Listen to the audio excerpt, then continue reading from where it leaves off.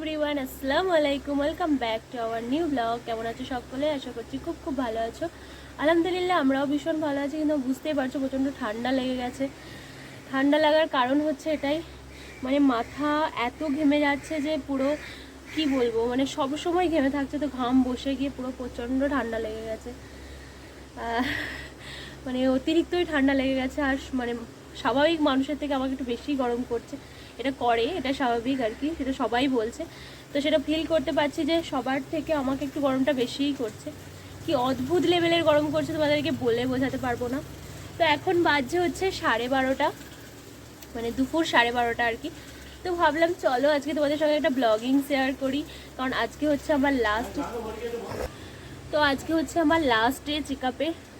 মানে আজকেই হয়তো মানে আজকেই আমার লাস্ট ডে চেক আপে। দেখো ব্লগিং করতে করতে হুনু চলে এসেছে। তো মা ওদিকে ঘর পরিষ্কার করছিল, মানে ঘর মুছছিল, তার জন্য আমি এদিকে বাইরে এসে বসলাম। হঠাৎ করে হুনু চলে এসেছে। যাই হোক, এখন আমার তাড়াহুড়ো করে উঠাও যাবে না, হঠাৎ করে হুনুতে আমাকে যদি অ্যাটাক করে। তো তার জন্য ভাবলাম যে চলো তোমাদের সঙ্গে একটা ছোট্ট ব্লগিং শেয়ার করি। কি আজকে ডাক্তার বলবে জানি না, আমিও প্রচণ্ড টেনশনে আছি যে ফাইনালি কি বলবে। তো প্রচণ্ড করেছে, আজ 2-3 দিন ধরে ভালোই মেঘ করছে, কিন্তু বৃষ্টি সেই লেভেলে হচ্ছে না যতটা মেঘ করছে। আমি নাকে নিচ্ছি, একটাই হুনু এসছে। তো চলো তার জন্য ব্লগিংটা কন্টিনিউ করলাম। আর কি বলবো, গরমে তোমাদের কেমন অবস্থা সেটা অবশ্যই কমেন্ট করে জানিও। আমি দেখছি হুনুটা আমাকে দেখছে, কি অবস্থা না।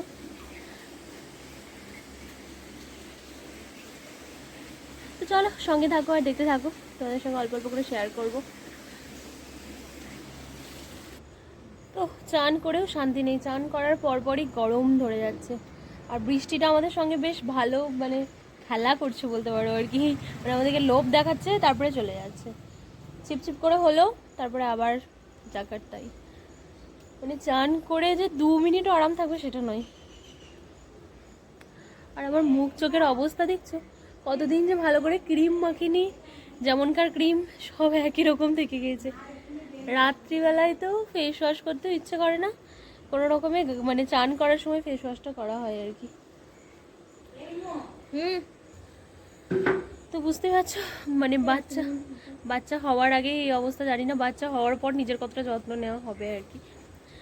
বাট এই সময়টা না, মানে একদমই কি বলবো, মানে শরীর এত বেশি, মানে একদমই ইচ্ছাই করে না, মানে ইচ্ছাটাই থাকে না যে হ্যাঁ ক্রিম মাখবো এই সেই তাই। রাত্রিবেলার দিকে তো একেবারেই না। আর ঠান্ডা লাগার কারণে মুখে কিছু ইউজও করা যায় না, ফেস প্যাক বা কিছু। তো চলো, আর কালকে একটা বিয়ে মিস করে ফেলবো আর কি, কিন্তু তার জন্য একটু তো মন খারাপই। সবাই মিলে, মানে স্কুল থেকে সবাই মিলে যাবে, শুধু আমি ছাড়া, কারণ এই সিচুয়েশনে আমার যাওয়া পসিবল নয়। তো ইনভাইট করেছিল, কিন্তু আমার যাওয়া হবে না, রিম্পারা সব যাবে আর কি। তার জন্য দেখো যে শ্যাম্পু ট্যাম্পু করে রেডি হচ্ছে। যাই হোক, এই সময়গুলো তো আবার আসবে, বাট বেকার নিজের শরীরের কষ্ট দিয়ে না যাওয়াই ভালো। আর এই মুহূর্তে অ্যাটলিস্ট 1-2 মাস আগে হলে তবু ভাবা যেত, বাট এই সিচুয়েশনে তো একেবারেই নয় আর কি। ইনভাইট করেছিল, ফোন করেছিল আমাকে, মামুনকে, সবগুলোকে, মানে একসঙ্গে যেতে বলেছিল আর কি। কিন্তু যাওয়া পসিবল নয়। আর সোমবার ওকে যদিও বা যেতে বলতাম, কিন্তু সোমবার যেহেতু ওরও অফিস আছে, তো ও যেতে পারবে না। তো স্কুল থেকে বুনিরা সবাই মিলে যাচ্ছে, যাক, ছবি দেখে নেবো আর কি। তো এদিকে মায়ের লাঞ্চের ব্যবস্থা চলছে, মাছ ভাজা। গেস্ট এসে দেখো লাঞ্চ করতে।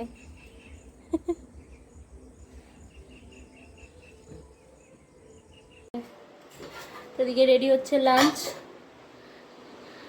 যেদিন দুলাভাই থাকে সেদিন আর কি রান্নাঘরে বেশিরভাগ সময়টা রিম্পাকে দেখতে পাবে। মায়ের থেকেও বেশি অ্যাটলিস্ট মনে হয় রিম্পা থাকে, মাও থাকে সমান সমান।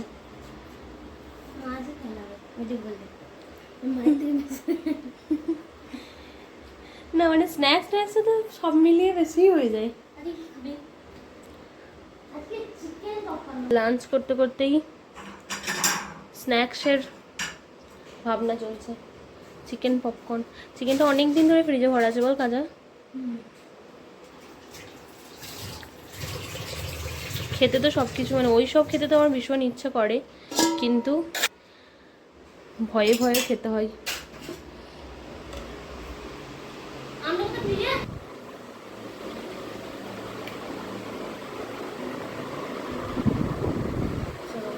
ঘরে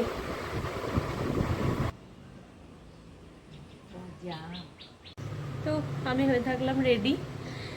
উঠে ঘুম থেকে উঠে লাঞ্চের পর তোমাদের সঙ্গে দেখা হয়নি, আর ঘুম থেকে উঠে তারপরে রেডি মানে নামাজ টামাজ পড়ে রেডি হয়ে গেলাম। এদিকে এগুলোকে ইগনোর করো, কারণ বুঝতেই পারলাম ওয়েদার, তো তার জন্য সব ঘরেই শুকাচ্ছে আর কি। ঘরের ভিতরে খাটের মাথাগুলো দেখলে তো তোমরা আরও অবাক হয়ে যাবে। তো এই সিচুয়েশানটা প্রত্যেক বাড়িরই আর কি। তো ওদিকে ঘুমাচ্ছে মামন, আমি রেডি হয়ে থাকলাম কারণ উঠে তাড়াহুড়ো করবে, আর আমি তাড়াতাড়ি রেডি হওয়ার মতো মানে অত তাড়াতাড়ি আমি রেডি হতে পারবো না। তো তার জন্য জামাটা পরে নিলাম, আর আপাতত আমার এই জামাটাই এখন হচ্ছে। তো এই গত মানে যে কদিনই আছে না কেন, কোথাও যদি আমি বেরোই তো আমাকে এই জামাটা পরেই দেখতে পাবো। তো চলো দেখাই যাক কখন ওঠে। মেঘ করেছে প্রচণ্ড, উঠে তাড়াতাড়ি চলে যাওয়াই ভালো, কারণ যেই বেরোবো তখনই হয়তো বৃষ্টিটা হবে। সারাদিন এরকম মেঘলা করে আছে, কিন্তু বৃষ্টি আর ঠিকঠাকভাবে হলো না। এক দুবার নেমেছিল। আমাদের এদিকেও বাস যাচ্ছে, বিয়ের টিয়ের বাস। কোনো বিয়ে টিয়ে ছিল মনে হয়, তার জন্য বাস, আমাদের এদিকে বাস চলে না। হ্যাঁ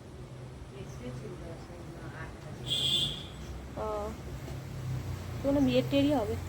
আমাদের এদিকে বাস চলে না, খুব সুবিধা হয়, বাড়ি থেকে টুক করে উঠে পড়ো।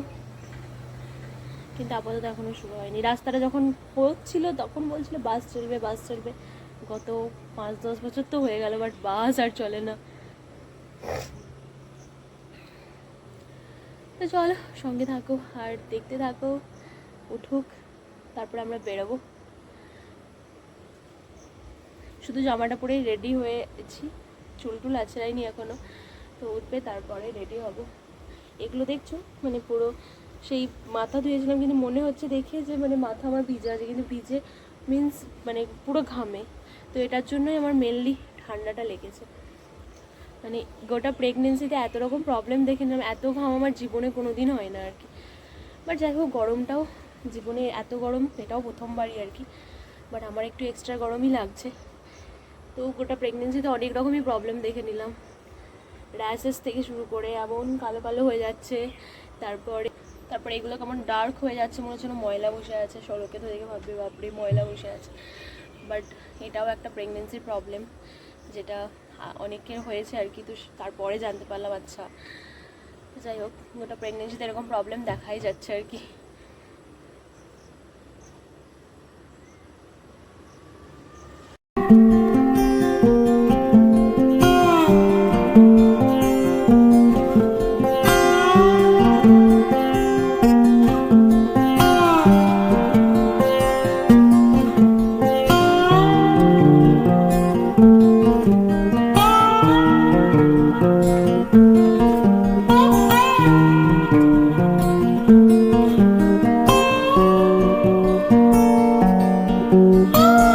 যেরকমটা বলছিলাম আর কি, বেরোবো আর বৃষ্টি শুরু হবে, আর সেরকমটাই হয়েছে আর কি।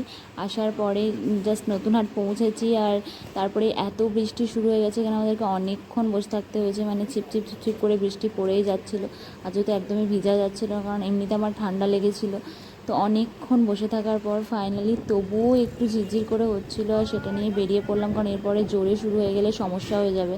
তারপর ফাইনালি চলে এসেছিলাম ডাক্তারখানা, আর এখানে এসে দেখছি প্রচণ্ড ভিড়।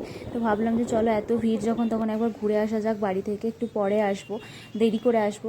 তো তারপরে যেহেতু বাড়ি গিয়েছিলাম, বাড়ি যাওয়ার পরে হঠাৎ করে ইমার্জেন্সির কারণে ডাক্তার বেরিয়ে গেছিলো। তো ফাইনালি আজকে আমার লাস্ট চেক আপটা হলো না, পরের দিন আসতে হবে আর কি। তো চলো আজকের ভিডিওটা এখানেই এন্ড করলাম। ভালো লাগলে অবশ্যই লাইক করবে, কমেন্ট করবে, শেয়ার করবে, আর সাবস্ক্রাইব করতে ভুলবে না। দেখা হবে নেক্সট কোনো একটা ব্লগে। টাটা।